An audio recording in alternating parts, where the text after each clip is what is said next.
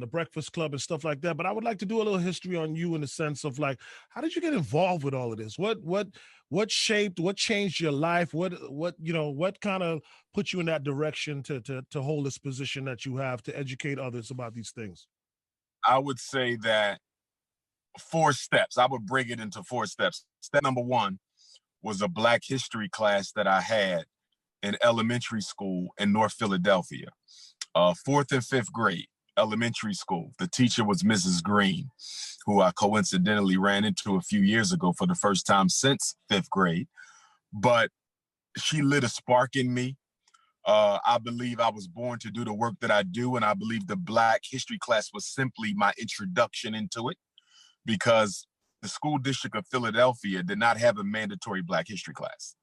This was something that my school particularly chose to do. So this wasn't even part of the curriculum. Wow. They just do this. Yes, sir. And so we had fourth and fifth grade Black history class, which coincidentally was the beginning of my public speaking career, because there was a Black History Month oratorical contest both years, and I won first place both years, and I haven't shut up since. Okay, so then in the sixth grade, my father took me to my first family reunion, which was in Baltimore, Maryland. And we're walking through the back of a church where one of the family reunion activities were. And I see all this Frederick Douglass stuff, Frederick Douglass's clothes, his Bible, his pictures. And I asked my father, why is all this Frederick Douglass stuff here? And of course, I learned about him in Black history class. And my father said, because you're related to him.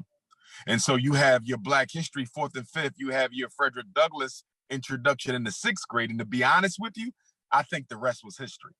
However, it gets a little deeper, because the elementary school that I attended, where I had the Black history class, is literally 4 blocks away from the Marcus Garvey UNIA ACL. So check this out now.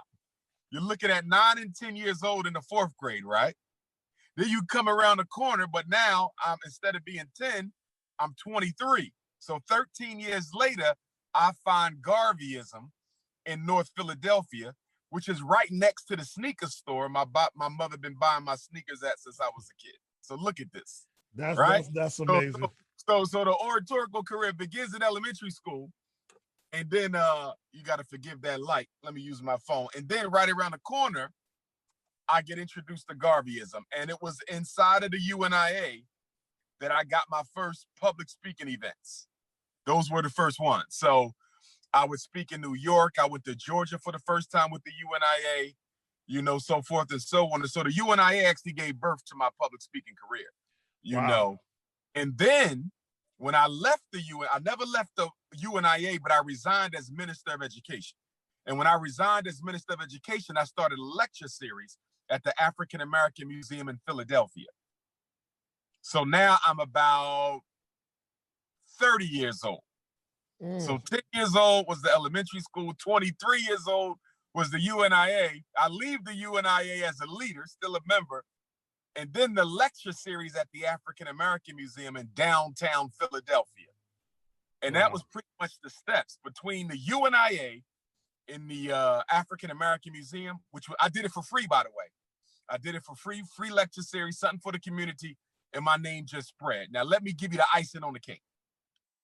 So step 1 is elementary. Step 2 is UNIA. Step 3 is the African American Museum of Philadelphia. Step 4 is an invitation to come to Chicago to speak on public access TV. Brother by the name of Dawa Yisrael, Hebrew brother.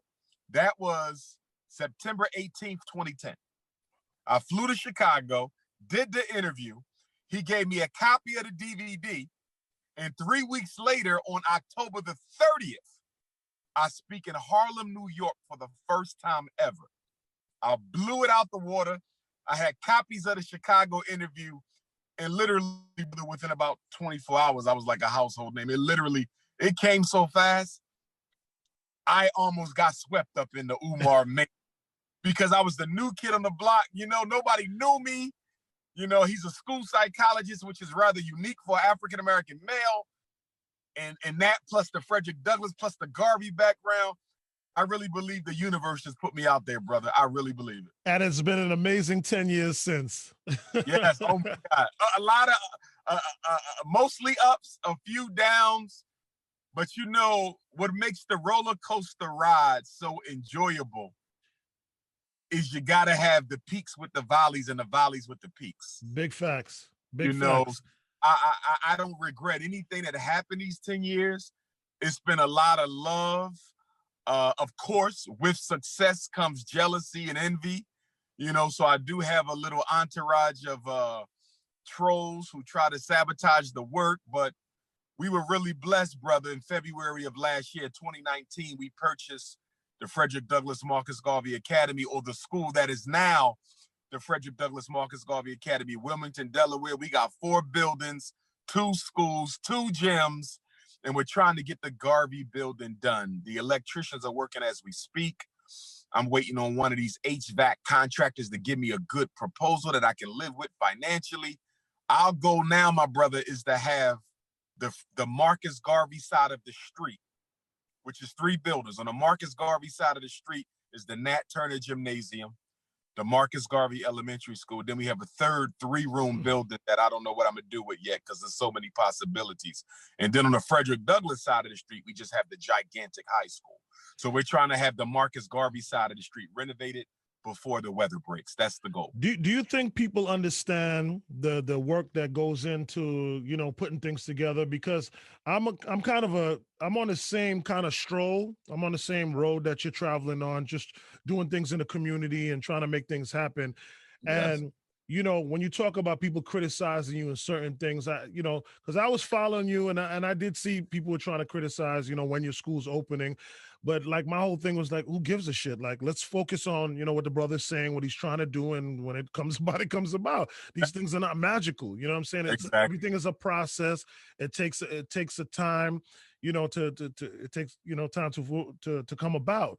Yes. What pressures were you feeling and what how do you want to speak to that? Because I did remember that, but you know, my position, like I said, was like, come on, man, like, you know, let's focus on what you're saying and how we Yeah. can come together. And I was a little annoyed by seeing, you know, some brothers and sisters who like, jumping on the division part, you know? Yeah. Here's what I believe, honestly, and I say this in all humility. For the past 10 years, I've probably been the #1 Black scholar in the world. I've definitely been the most requested Black scholar in the world. There's no other scholar, mainstream or conscious, who has received the type of love and the amount of invitations to speak all over the world like I have. Nobody. Okay. And that brought a lot of envy. When I decided to open up a school, that envy intensified because a lot of the detractors looked at it and said, he's already on top. He's already on top just with his speaking and saving the children. If he get this school open, you know what I mean? Yeah, that's it. Legend, because he already runs the conscious thing. There's no name above mine. No name above mine. And I say that in humility, but it's the truth. So if he get this school open, how that's gonna make the rest of us look who don't do nothing but sit on YouTube and make videos? I honestly believe, my brother, that they want me to fail so that they don't get held accountable and asked to do more themselves. I mean, look at Black consciousness, my brother. It's all YouTube. It's nothing but videos, summer events, documentaries.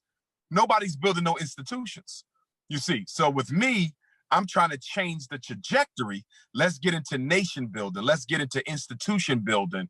And once this school gets open and it was built from the ground up, community dollars, people are going to automatically look to him and look to her and look to him and look to her and say, Dr. Umar did a school from the ground without a penny to start. This brother got 4 buildings and 2 schools. Now, what you going to do? So in order to avoid accountability to the community, they need me to fail, brother. They need me to fail so they're not expected to do more. That is the bottom line.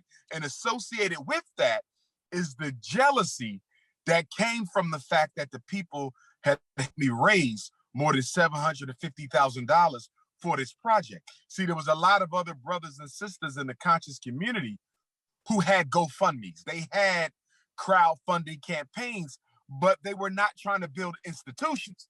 They were raising money for documentaries, to make money for themselves, They was raising money to buy cars. Nothing was for the people. This is for the people. That explains why the people supported me. But all they can see is the dollars and cents. All they can see is, I wish I had the $750,000. That's how they're looking at it. They're not looking at it like this isn't going into this brother's pocket. This is going into our young men, our boys. They don't see it that way. They see everything as a competition. He raised way more money than the rest of us put together. If he opens this school, we're going to be asked to do more. We're going to look like hypocrites. We got to stop him. That's what this is all about. Well, thank you for addressing that, because I really, it weighed on me for a couple of years. And I'm happy I had the opportunity for you to kind of just speak on that specifically. You know what I mean? Because I looked at it as an opportunity of somebody trying to judge you and kind of pull you down. And I didn't allow it to kind of move me. I was just focused on your movement.